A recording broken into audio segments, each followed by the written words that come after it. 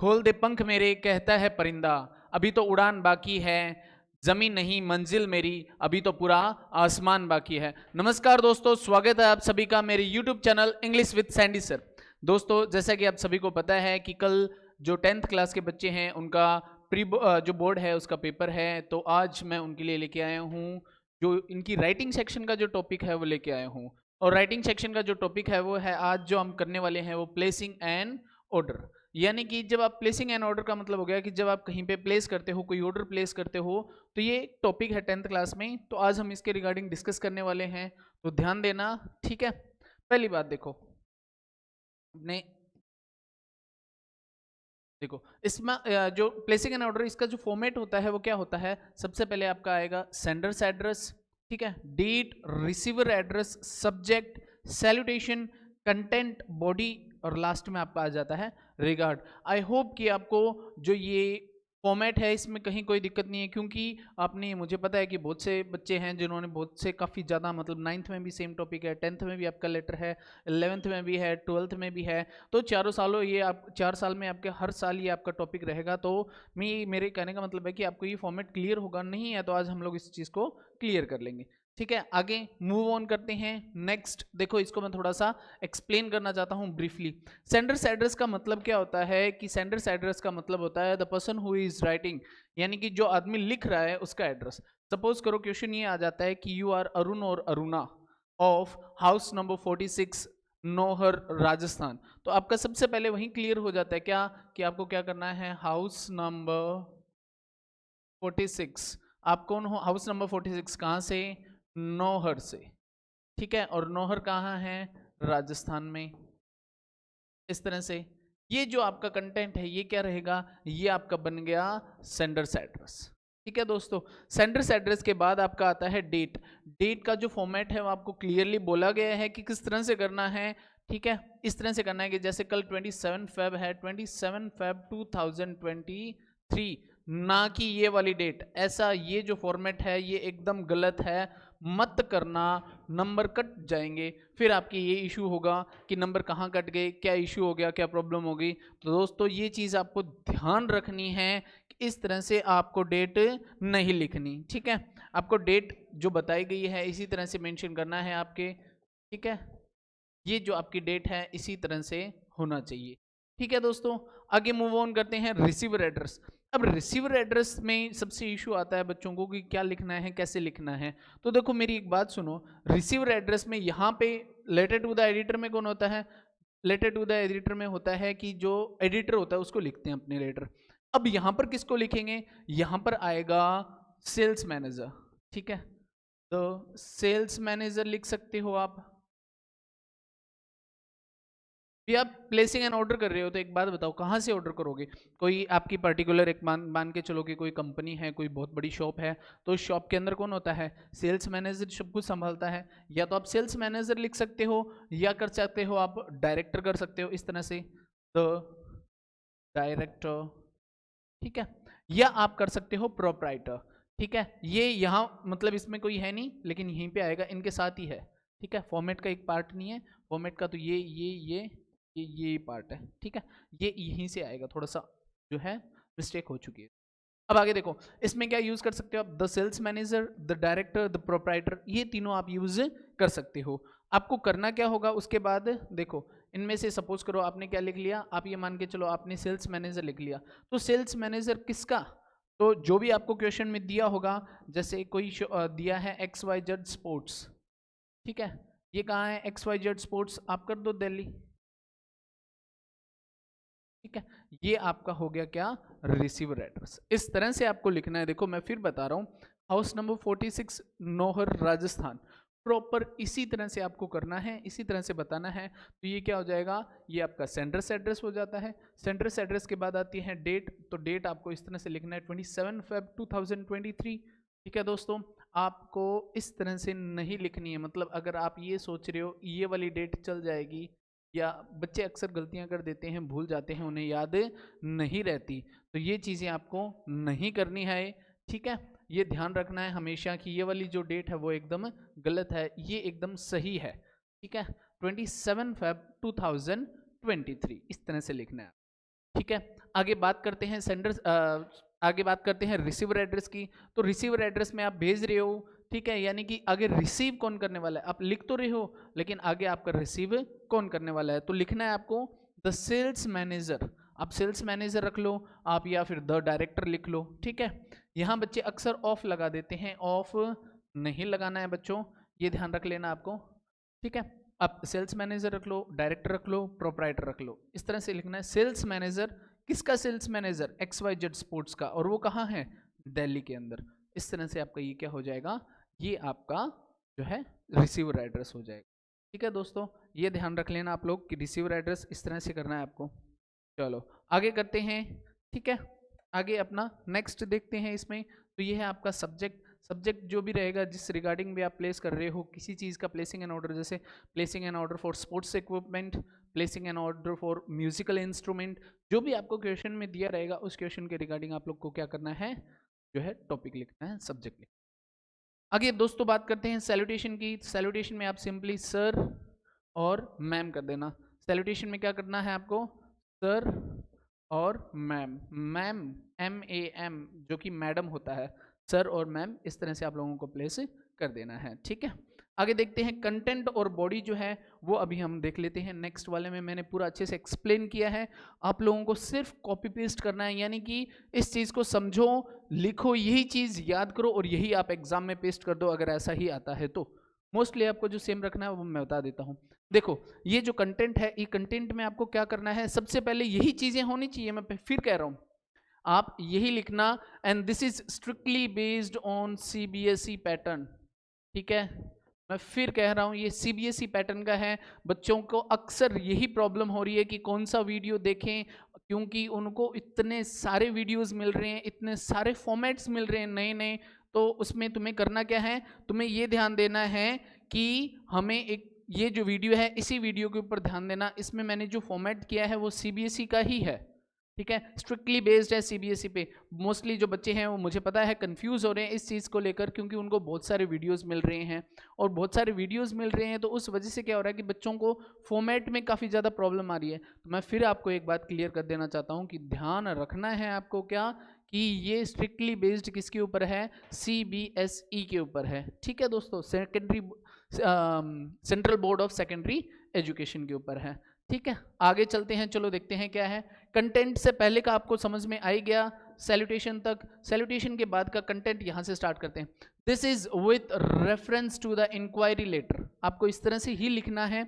This is with reference to the inquiry letter, dated, यहां तारीख आ जाएगी कि कब, जब आप लिखोगे तो उससे एक दिन पहले की तारीख होगी, यानी कि ये मान के चलो आपने 27 फेब को लिख रहे हो तो 26 फेब यहाँ पे लिख देना, ठीक है। स्टार्टिंग में जो आप डेट लिख रहे हो ना, यहाँ ये वाली जो डेट है, अगर ये डेट को 27 फेब लिख रहे हो 2023, तो एक दिन पहले की लिख देना, थोड़ा सा ज़्यादा अच्छा रहेगा। वैसे कोई रूल नहीं है, लेकिन आप थोड़ा सा अच्छा रहेगा कि आपने एक दिन पहले देखा था फिर अगले दिन आप लेटर लिख रहे हो उसको, ठीक है। तो 26 Feb 2023 regarding the purchase of item. इसमें पहली 2 लाइन में आपने क्या कहा है, आपने ये कहा है कि हम ये जो आपको लिख रहे हैं ये किसके बिहाफ पे है, या किसको देखने के बाद, हम किसको देखने के बाद लिख रहे हैं। तो आप ये कहना है कि हमने इंक्वायरी, ये देखो कि हमने आपका जो इंक्वायरी लेटर है वो देखा था, और कब देखा था वो तारीख बता देनी है। उस लेटर को देखने के बाद हम क्या कर रहे हैं, हमें कुछ जो आइटम है, कुछ चीज़ें हैं जो आपसे परचेज करनी है, और वो क्या चीज़ें हैं परचेज करनी है वो देखो। फिर आप कहोगे कि हमने अपने आपका जो कैटलॉग है वो देखा। कैटलॉग का मतलब क्या होता है बच्चों, कैटलॉग का मतलब होता है लिस्ट, या एक तरह से जो सामान है उन चीज़ों की लिस्ट होती है कि ये सामान हमारे पास अवेलेबल है, ठीक है। अब आगे देखते हो, फिर आगे क्या लिखना है, उसके बाद आपको लिखना है आई या we are quite impressed with your catalogue. उसको बोलना है कि भाई जो आपका कैटलॉग है उस कैटलॉग से हम काफ़ी ज़्यादा इम्प्रेस हुए हैं, हमें अच्छा लगा है आपका कैटलॉग। कैटलॉग मैंने अभी बताया था क्या होता है, कैटलॉग का मतलब होता है कि जहाँ पर सारे जो हैं उसने अपने जो आइटम्स है वो सारे दिखा रखे हैं कि ये वाला आइटम है, ये वाली ब्रांड का है, ये इस तरह से उसने शो कर रखा है। तो आपको बताना है कि हम आपके जो कैटलॉग है उससे काफ़ी ज़्यादा इम्प्रेस हुए हैं। We would like to place an order for the following items. ठीक है। और हम काफ़ी ज़्यादा इंप्रेस हुए हैं आपके कैटलॉग से, और हम क्या कर रहे हैं, एक ऑर्डर प्लेस करना चाहते हैं फॉलोइंग आइटम्स का। मैं पहले बता दूं, बहुत सिंपल सा, मैंने जितना ज़्यादा सिंपल हो सकता था उतना ज़्यादा सिंपल रखने की कोशिश की है। मुझे पता है क्योंकि बच्चे काफ़ी ज़्यादा अभी इतना टाइम नहीं है उनके पास, और दूसरी बात ये उन बच्चों के लिए स्पेशली है जिन बच्चों का बिल्कुल नहीं पढ़ा हुआ, जिन बच्चों को कुछ नहीं समझ में आ रहा है कि करना क्या है हमें। ये उन बच्चों के लिए स्पेशली बहुत ज़्यादा अच्छे से मैंने उन्हीं के लिए किया है कि आपको कुछ नहीं, ज़्यादा कुछ नहीं, बस इतना से ध्यान रखना है क्या, this is with reference to the inquiry letter dated, एक दिन पहले की तारीख लगा देना, regarding the purchase of item. We are quite impressed with your catalog. We would like to place an order for the following items. अरे ये we आप लोग मत लिखना, ये मैंने इसलिए बोला गया है कि आपको बोला जाए कि आप पर्टिकुलर एक पर्सन हो, आपको ही बाय करना है, आपको ही परचेज करना है, आपको ही प्लेसिंग एन ऑर्डर करना है, तो आपको करना है आई। लेकिन वहीं अगर बोला जाए कि आप एक इंस्टीट्यूट से बिलोंग करते हो और आपकी पूरे इंस्टीट्यूट की तरफ से आपको लिखना है, तो वहाँ पर आप वी लिख देना, अदरवाइज आपको आई लिखनी है, ये ध्यान रख लेना। इसीलिए मैंने दोनों चीज़ दी है, आई और वी दोनों दिए हैं।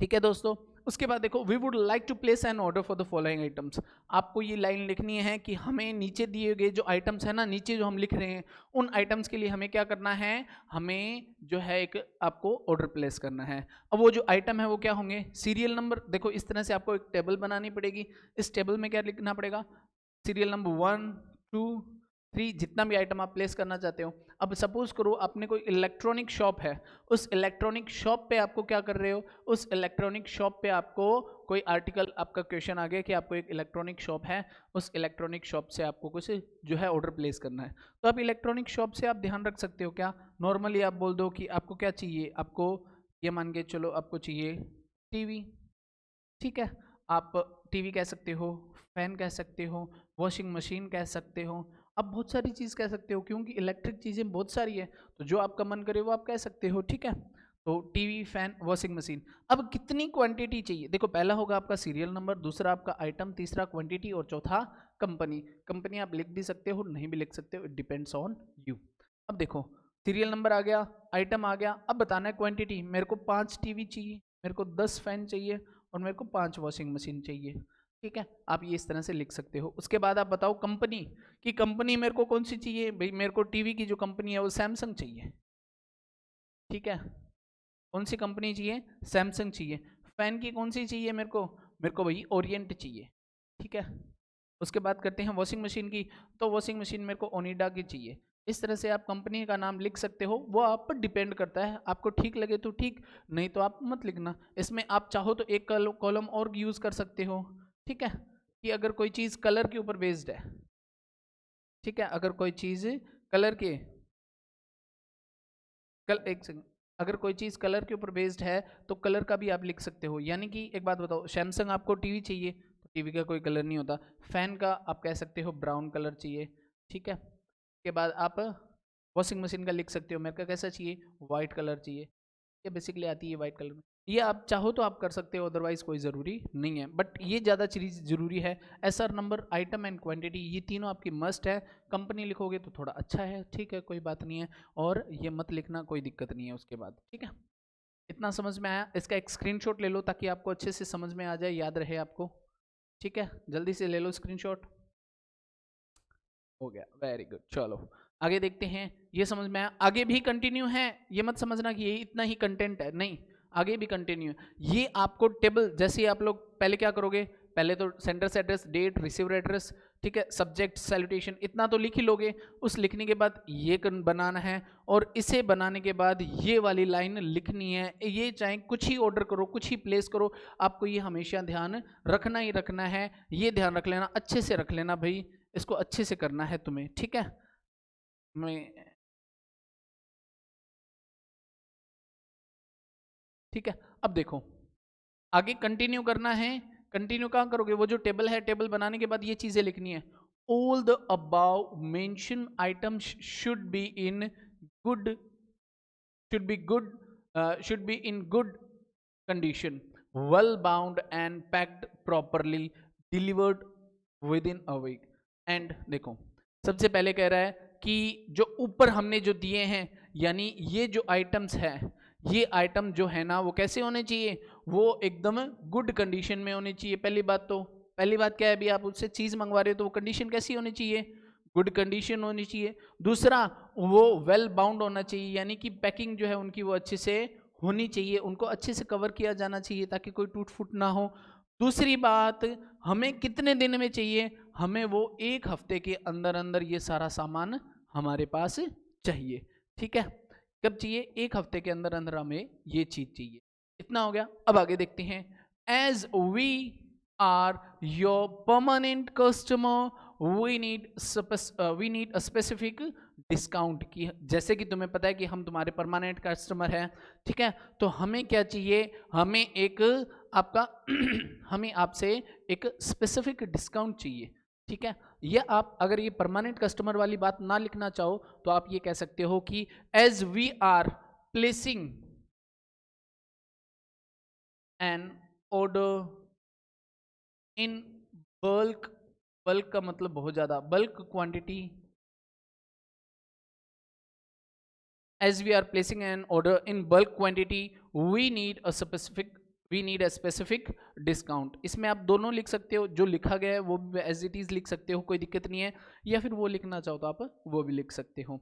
चलो आगे देखो, as we are your permanent customer we needs a specific discount, की हम जैसे कि आपको पता है कि हम क्या हैं, आपके परमानेंट कस्टमर हैं, तो हमें आपसे क्या चाहिए, एक स्पेसिफिक अच्छा डिस्काउंट चाहिए। ठीक है, ये चीज़ आपको लिखनी है। उसके बाद आप बताओगे कि पेमेंट कैसे होगी, the payment will be made by cash.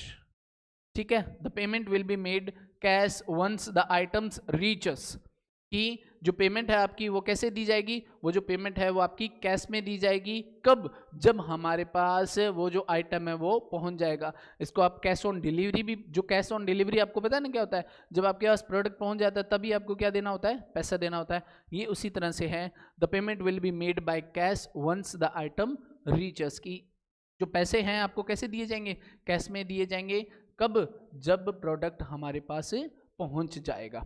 ठीक है, आगे, and damage during transportation would be your responsibility.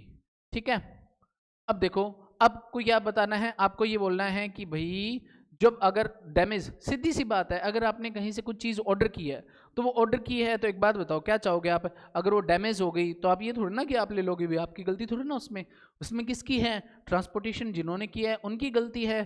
तो आप कोई ये थोड़ी ना कि आपने कोई घड़ी मंगाई और वो टूटी हुई घड़ी आई है तो आप रख लोगे क्या, नहीं।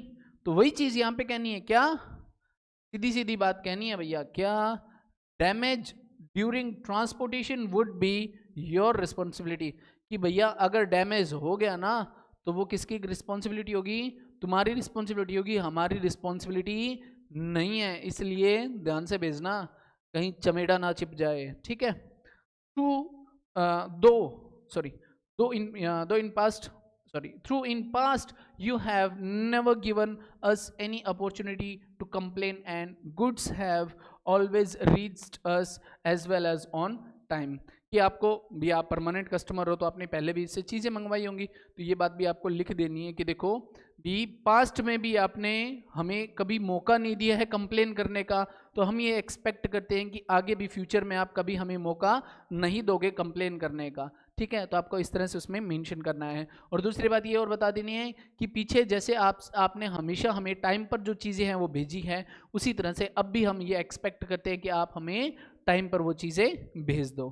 ठीक है, and in excellent condition as per specification, और वो जो हमें चीज़ें भेजी हैं वो एकदम एक्सीलेंट कंडीशन में होती है, बहुत शानदार कंडीशन में होती हैं, जैसा कि आप हमें कहते हो वैसे। We do expect the same delivery this time as well।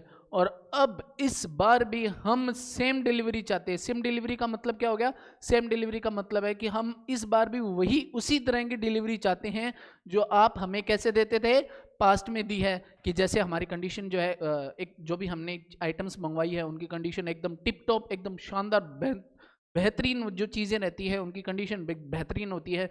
उसी तरह से इस बार भी हम ये एक्सपेक्ट कर रहे हैं क्या, कि आप जो हमें भेज रहे हो, जो आइटम्स भेज रहे हो उनकी कंडीशन एकदम टिप टॉप हो, एकदम शानदार हो, एकदम बढ़िया हो। ठीक है, ये आपका कंप्लीट होता है। ठीक है, तो इसका स्क्रीनशॉट ले लो एकदम अच्छे से, ये लो, मैं साइड हो जाता हूँ थोड़ा सा। ठीक है, स्क्रीनशॉट ले लिया। ये आगे फिर इसके आगे थोड़ा सा और रह जाता है, वो आपका है रिगार्ड्स, यानी कि योर्स ट्रूली, फिर आपका नाम। अगर आपके पास डेजिग्नेशन है कोई दी हुई क्वेश्चन के अंदर, ये बोला गया है कि you are secretary, you are teacher, you are student, जो भी है तो आप वो लिख देना। अगर आपको नहीं दी गई है तो कोई ज़रूरत नहीं है। दूसरी बात यहाँ अगर मैं बताऊँ तो भाई योर्स ट्रूली, योर्स ट्रूली या योर्स फेथफुली, यही लिखना है आपको। यहाँ अपोस्ट्रोफी नहीं लगानी है, ये ध्यान रख लेना। ना यहाँ अपोस्ट्रोफी, आप कहीं भी अपोस्ट्रोफी नहीं लगाओगे। मैं 1 मिनट पेन चेंज करके तुम्हें क्लियर कर देता हूँ, 1 सेकेंड। अगर आपको नहीं दिख रहा है तो देखो भाई, यहाँ आप क्या करोगे, योर्स ट्रूली, योर्स फेथफुली।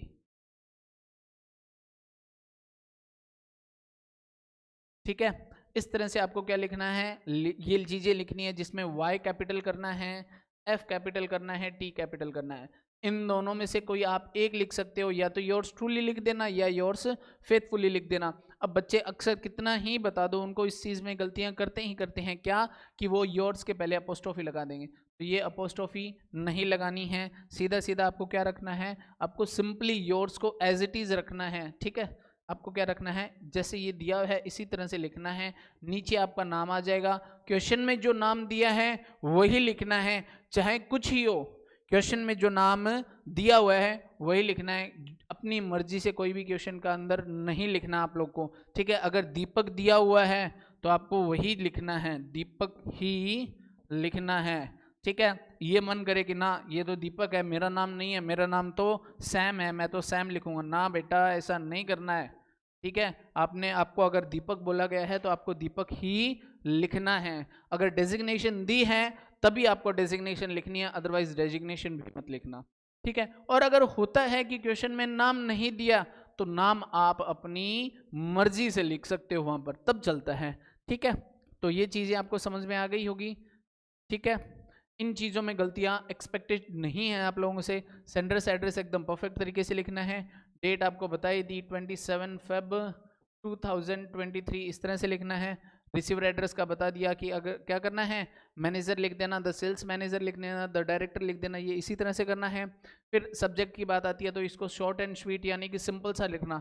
ठीक है, इसको सिंपल सा रखना, आप लोग ज़्यादा पेचीदा करने की ज़रूरत नहीं है। सैल्यूटेशन की बात करूं तो सैल्यूटेशन में सर या मैम इस तरह से आपको कर देना है। ठीक है, कंटेंट बॉडी आपको मैंने एकदम अच्छे से बता दिया कि आपको कंटेंट में क्या करना है।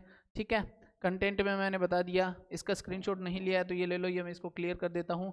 ठीक है, ये चीज़, ये कंटेंट एक तो ये हो गया, एक ये हो गया, और ये चीज़ ये आपका कंप्लीट होता है। यहाँ पर जो प्लेसिंग एंड ऑर्डर वाले जो क्वेश्चंस है वो कंप्लीट होते हैं।